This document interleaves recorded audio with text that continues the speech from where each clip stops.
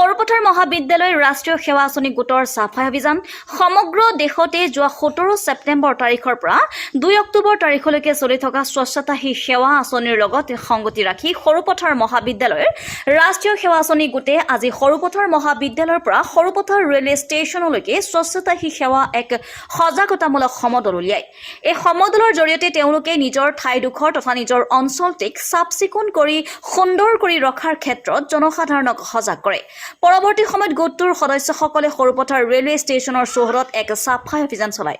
এই অভিযানত সৰুপথাৰ মহাবিদ্যালয়ৰ ৰাষ্ট্ৰীয় সেৱা আঁচনি গোটৰ প্ৰায় 30 গৰাকী ছাত্ৰ-ছাত্ৰীয়ে অংশ লয়। ৰেলৱে ষ্টেচনত আজি আমি অকণ আমাৰ NSS ভলণ্টিয়াৰৰ পৰা অকণ চাফ-চিকুণ কৰিবলৈ গৈছোঁ।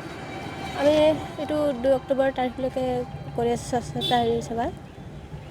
কিমান ষ্টুডেণ্ট আছে আমাৰ NSS ভলণ্টিয়াৰ না আজি কিমান আহিছে আজি 30 জন আহিছে 30 জন মান।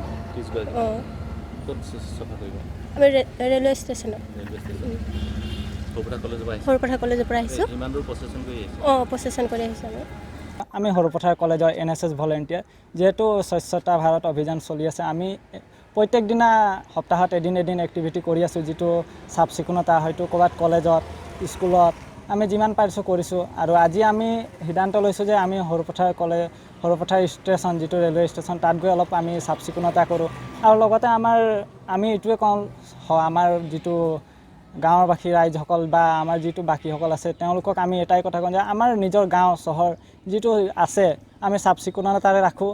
আমি পৰিস্থিতি যিটো ইমান স্কুল কলেজ যিটো টাউন লেতেৰা হৈ আছে এইকেইটা আমি চাফ চিকুণতা কৰি ৰাখোঁ। ধন্যবাদ।